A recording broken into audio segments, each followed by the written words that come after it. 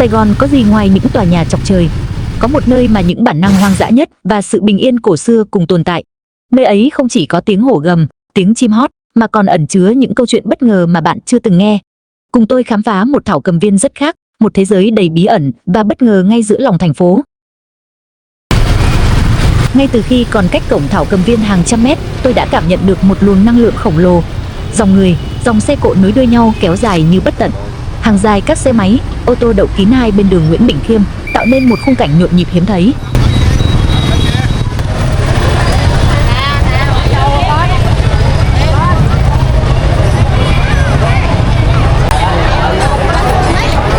Mặc dù đã chuẩn bị tâm lý, nhưng khi đối diện với biển người khổng lồ tại khu vực soát vé, mình vẫn không khỏi choáng ngợp.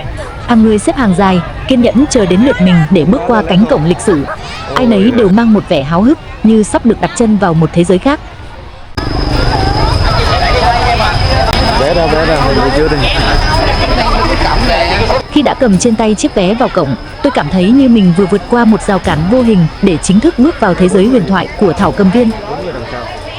Vừa đặt chân qua cổng soát vé, một khung cảnh rực rỡ, đầy màu sắc ập ngay vào mắt. Tôi đã lầm tưởng rằng mình sẽ ngay lập tức được đắm mình vào không gian xanh mát của cây cối và muôn thú, nhưng không. Ngay trước mặt tôi là một khu vực ẩm thực và các quầy hàng sôi động, nhộn nhịp không kém gì một khu chợ đêm.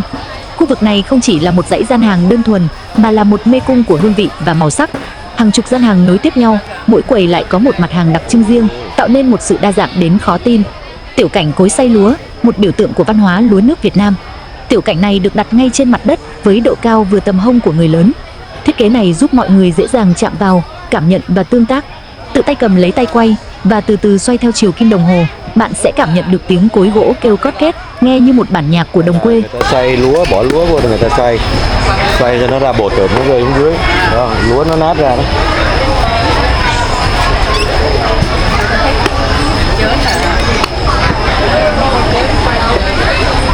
Xung quanh là những gian hàng khác cũng trang trí bắt mắt không kém. Quầy sách cho trẻ em với nhiều màu sắc nổi bật. Quầy đồ trang sức dành cho các chị em cũng rất đa dạng. Bên cạnh là gian hàng thời trang thổ cẩm truyền thống với áo, túi xách, mũ nón và khăn quàng cổ. Tiểu cảnh khác giới thiệu sản phẩm nước mắm được thiết kế khá công phu. Điểm nhấn của tiểu cảnh là những thùng gỗ khổng lồ, được làm thủ công một cách tỉ mỉ, mô phỏng kích thước và hình dáng của những thùng ủ mắm truyền thống. Một mẹt muối lớn với những con cá cơm khô nhỏ li ti được rải một cách ngẫu nhiên, tạo nên một bức tranh chân thực về nguyên liệu chính.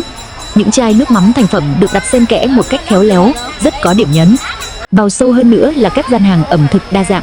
Điểm đầu tiên đập vào mắt là một gian hàng kẹo dẻo rực rỡ sắc màu, như một thế giới thu nhỏ dành riêng cho trẻ thơ. Những chiếc khay bày biện vô số loại kẹo dẻo với hình dáng ngộ nghĩnh, từ những chú gấu bông nhỏ xinh, những con rắn dài ngoằn ngoèo, cho đến những miếng dâu tây căng mọng. Tiếng cười nói của những đứa trẻ đứng chọn kẹo, ánh mắt lấp lánh của chúng khiến không gian nơi đây trở nên sống động hơn bao giờ hết. Không gian lại chuyển sang một hương vị khác. Gian hàng bún ốc Hà Nội thơm nước mũi với nồi nước dùng nóng hổi. Ở đây có cả bún ốc nóng và bún ốc trộn đậm đà, sẵn sàng phục vụ những tín đồ ẩm thực. Bên cạnh là gian hàng chả mực Hạ Long vàng óng. Người nhân viên nhanh nhẹn dùng dao cắt từng miếng chả giòn dai cho vào hộp nhựa. Liên kề là quầy bánh đúc và bánh ướt Hà Nội trắng mềm, nóng hổi.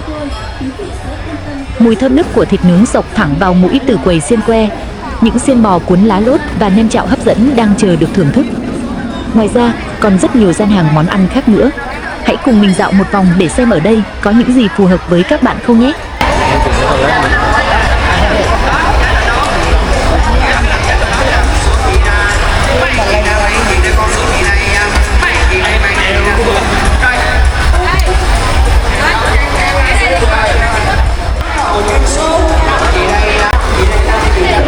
kênh Ghiền Mì Gõ để không bỏ lỡ những video hấp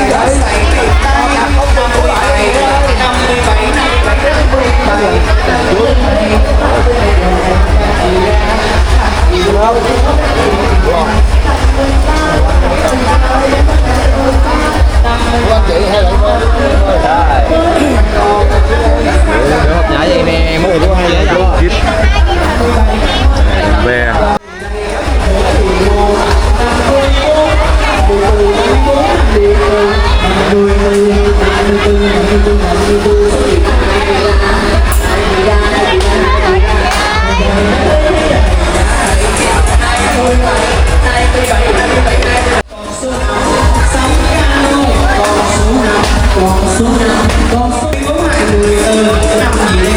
cuối dãy hàng ẩm thực là một sân khấu nhỏ, nơi đang diễn ra một tiết mục chơi lô tô.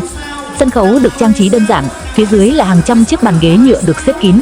Mọi người, từ người già đến trẻ nhỏ, đều say sưa ngồi chơi lô tô, trên tay cầm những tấm vé giấy và những cây bút để đánh dấu con số mà người quản trò đang đọc bên trên sân khấu. Quyền 30, con 30, con phải chụp con 30, con 30, con 30 là duyên thời hè. 100.000 đồng, kèm theo đó là một cái gương là căn của nhau qua Long Đức, trị giá 5 triệu đồng. Con gái lên sân khấu nha. Em chơi bằng lấy luôn nha mà, không được đâu. Đầu tiên có một loại 653. Một số những hiệu quả Nhằm tận hưởng sản phẩm và treo của khách hàng, chúng tôi quyết định đưa ra giá thành sản phẩm với giá thành thấp nhất để nhiều khách hàng dễ dàng tiếp cận sử dụng. Rời khỏi không gian sôi động của khu ẩm thực, chúng tôi bắt đầu hành trình khám phá phần chính của Thảo Cầm Viên. Không gian nhanh chóng thay đổi, từ sự ồn ào chuyển sang sự bình yên của cây cối và tiếng kêu của muông thú. Nơi đây như một lá phổi xanh khổng lồ, tách biệt hoàn toàn với sự hối hả của thành phố. Từng bước chân trên con đường lát gạch, tôi cảm nhận được sự kết nối với lịch sử của nơi này. Thảo Cầm Viên không chỉ là vườn bách thú, mà còn là một bảo tàng sống, một nơi mà thiên nhiên và lịch sử cùng tồn tại. Ở đây là chụp giữa hai cái cây này.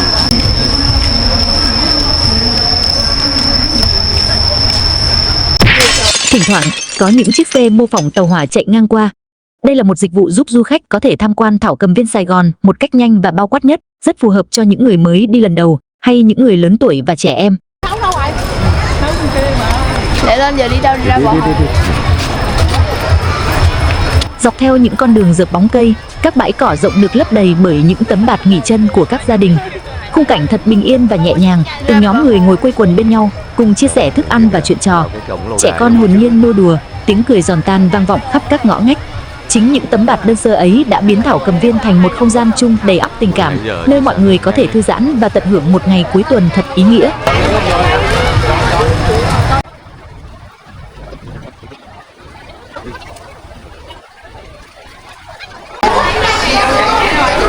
Khi bước vào khu thú móng guốc, một thế giới của những loài ăn cỏ hiền lành và duyên dáng hiện ra trước mắt.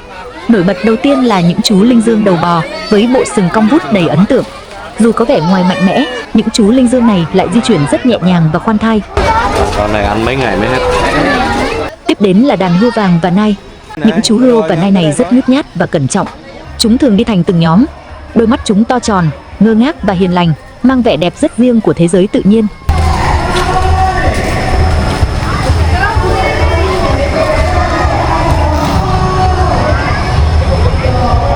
Ơi.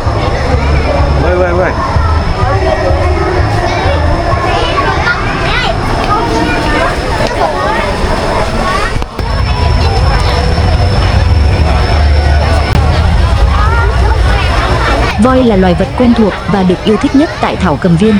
Khu vực này nằm ở một góc khá rộng rãi, tách biệt với các loài động vật khác, mang lại cảm giác bình yên và gần gũi với thiên nhiên.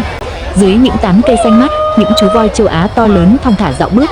Bên cạnh khu đất rộng có một hồ nước nhân tạo để voi thỏa sức ngâm mình.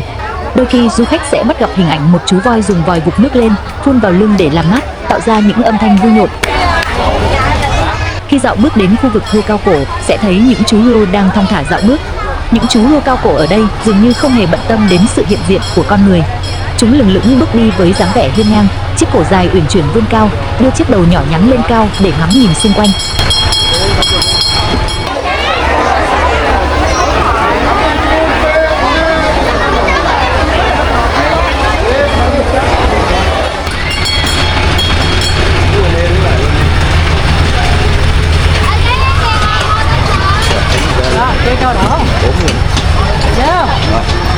Còn nữa đó nha. Đi bay lên.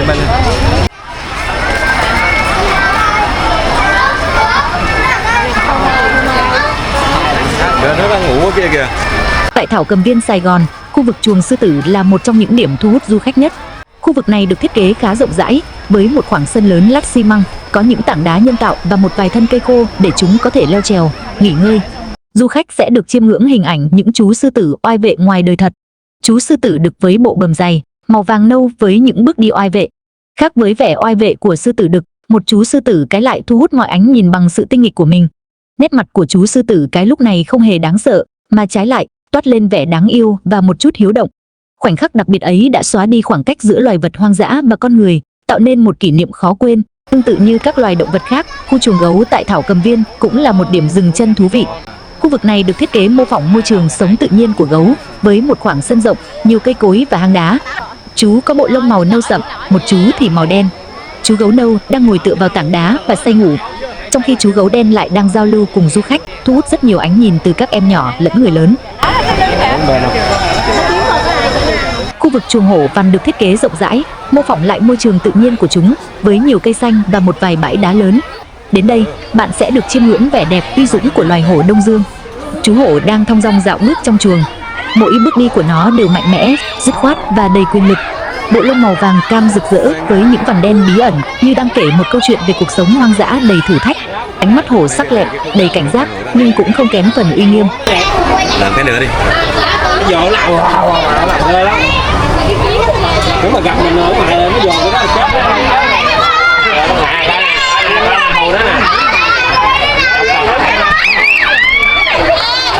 Nó nhảy lên nó wow máu rồi. Bên cạnh những khu chuồng thú tĩnh lặng, Thảo Cầm Viên còn có một khu trò chơi sôi động, chiếc đu quay với những khoang ngồi được trang trí ngộ nghĩnh. Bạn sẽ bị cuốn hút bởi chiếc vòng quay khổng lồ đang từ từ chuyển động một cách chậm rãi. Nó không chỉ là một trò chơi mà còn là một hành trình để ngắm nhìn toàn cảnh công viên từ một góc nhìn hoàn toàn mới. Không chỉ có đu quay, Crazy Way cũng là một điểm nhấn của khu trò chơi. Đây là một chiếc thuyền lớn được thiết kế mô phỏng những con sóng biển. Khi trò chơi bắt đầu, chiếc thuyền sẽ từ từ lắc lư, rồi bắt đầu quay tròn và đưa người chơi lên cao, xuống thấp đột ngột. Tiếng reo hò, tiếng la hét phấn khích vang lên mỗi khi chiếc thuyền lao xuống. Cảm giác tốc độ và sự trao đảo mạnh mẽ mang lại cho người chơi một trải nghiệm đầy kích thích. Crazy Way giống như một cơn lốc cảm xúc, vừa sợ hãi vừa tò mò, vừa hồi hộp vừa thỏa mãn.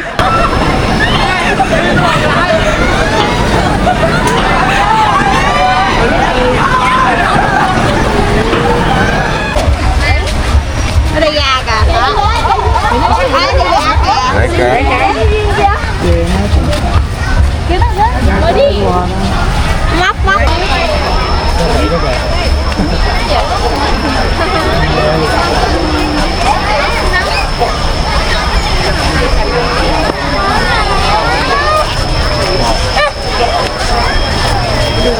Thảo đâu? Sao ở dưới kìa. Từ từ. Rồi thả con khỉ ra.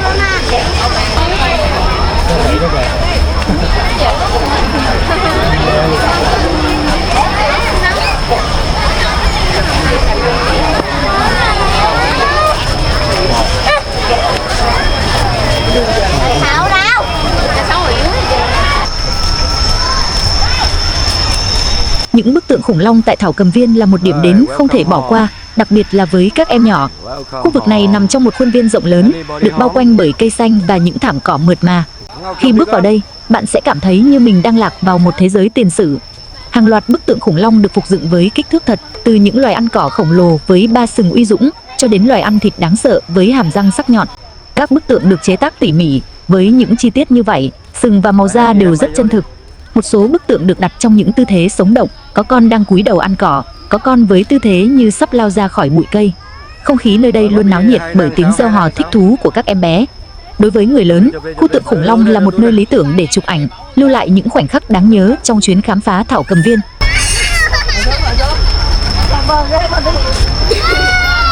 Chuyến đi đến Thảo Cầm Viên hôm nay không chỉ là một hành trình khám phá thế giới tự nhiên, mà còn là một chuyến đi về với ký ức. Giữa lòng Sài Gòn hối hả, nơi đây vẫn giữ trọn vẹn vẻ bình yên, cổ kính. Từng tán cây, từng mái nhà rêu phong và cả tiếng cười trẻ thơ đều trở thành một phần của kỷ niệm. Cảnh này thật quen thuộc. Cái gì vậy bà nội? Đừng quên like, share nếu bạn thấy video hữu ích. Hãy nhấn nút đăng ký kênh để không bỏ lỡ những video mới nhất về các chuyến tham quan du lịch Sài Gòn và nhiều điểm du lịch trên thế giới khác nữa. Cảm ơn mọi người đã theo dõi đến cuối video. Hẹn gặp lại mọi người ở những chuyến đi tiếp theo nhé.